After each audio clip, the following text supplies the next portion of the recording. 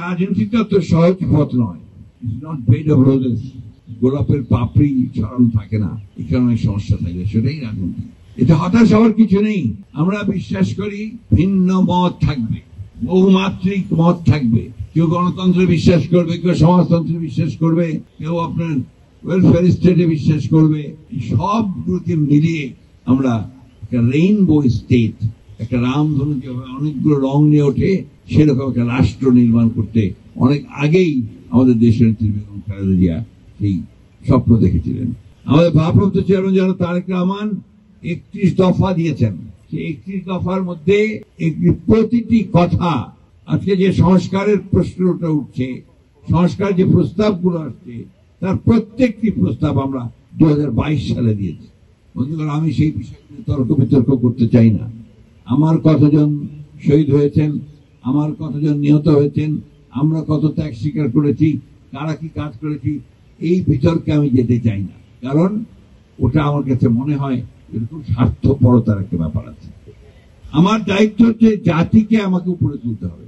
যে প্রাণগুলো গেছে, যারা জীবন দিয়েছে, তারা কিন্তু জীবন দিয়েছে, ঘোষণা করেই দিয়েছে যে আমরা এই ফ্যাসিস্টকে সরাবো, জাতিকে আমরা একটা স্বাধীন গণতান্ত্রিক রাষ্ট্রে পরিণত করতে চাই, তাই না?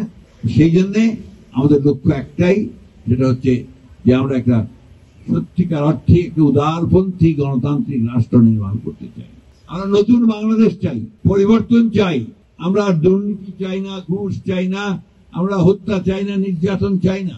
আমরা মানুষ যেন সুস্থভাবে, স্বাধীনভাবে, কমফোর্টেবল হইতে একটা স্বস্তির সঙ্গে চলাফেরা করতে পারে, সেই ধরনের একটা রাষ্ট্র চাই। আমরা অত্যন্ত আশান্বিত আমাদের চেয়ারম্যান যারা তারেক রহমান, ভারপ্রাপ্ত চেয়ারম্যান যারা তারেক রহমান সাহেব সেই লক্ষ্যে এগিয়ে নিয়ে যাচ্ছেন, এবং আশা করি আগামী দিনে যে নির্বাচন প্রতিশ্রুতিবদ্ধ হয়েছেন এই কেয়ারটেকার সরকার, যে 26 ফেব্রুয়ারির মাঝামাঝি সময় নির্বাচন হবে, সেই নির্বাচনের মধ্য দিয়ে আমরা জনগণের একটা সরকার তৈরি করতে পারবো, যে সরকার আমার এই শহীদদের তাদের মূল্যায়ন করবেন, তাদের মর্যাদা দেবেন, একই সঙ্গে যে জনতার সংগ্রাম করেছেন বাংলাদেশে একটা গণতান্ত্রিক রাষ্ট্র প্রতিষ্ঠা করবার সব রকম ব্যবস্থা গ্রহণ করবেন।